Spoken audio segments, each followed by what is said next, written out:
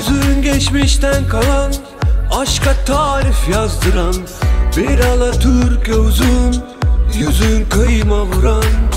Anne karnı huzuru, çocukluğum sesi, senden bana şimdi zamanı sızdıran.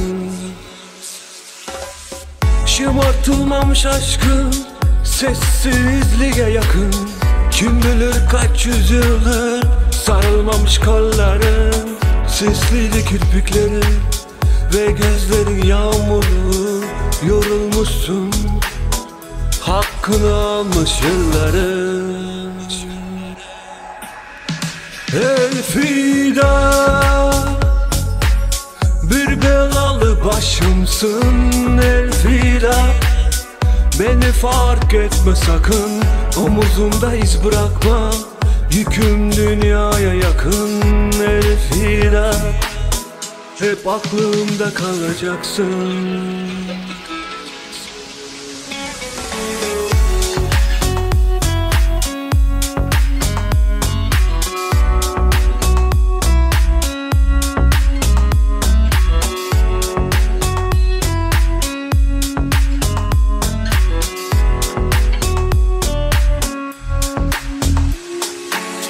Yüzün geçmişten kalan, aşka tarif yazdıran bir Alatürk uzun, yüzün kıyma vuran.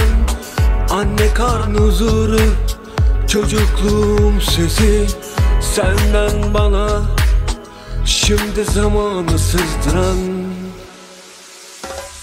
Şımartılmamış aşkın sessizliğe yakın, kim bilir kaç yüzyıldır sarılmamış kolların.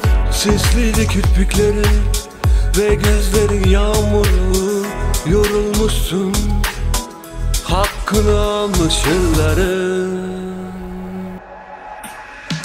Elfida, bir belalı başımsın Elfida.